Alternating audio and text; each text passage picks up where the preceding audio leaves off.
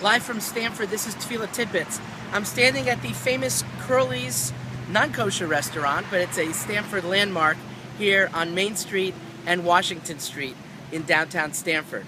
Why did I pick this particular venue for this Tefilah Tidbit? So this is a very famous 30-year-old fast food restaurant.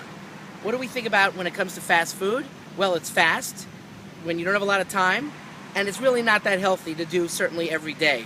I think somebody came out with a movie a couple of years ago that they had gone to McDonald's every single day and ate 3 meals a day there, and they got very, very sick. So what does this have to do with prayer? So there's a prayer called Havinenu, which the Talmud talks about that somebody uses when they're in a rush, but it's not really recommended. Certainly recommended on a regular basis. Basically what it does is it takes the last 3 blessings, the first 3 blessings, and says them as normal, but takes a composite in the middle of the 13 blessings and makes it into one blessing.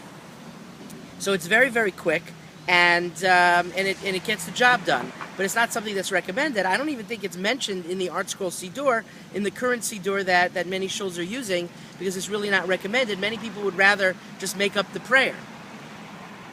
Another reason that Chazal instituted this is they were very, very concerned that workers did not take off time from their jobs, from their employers, that there was a real ethic when it came to business not to waste any time. It's something to think about when people are checking email and making personal calls, which is something we do, or using company Xerox machines. We have to think very, very carefully about those things and be very, very concerned. I also want to shout out to Phyllis Shapiro, who was the first to answer last week's questions. Blessings that we make only once a year in terms of Nachem. We also say Lahadlik Der Shal Yom HaKippurim when we light candles for Yom Kippur.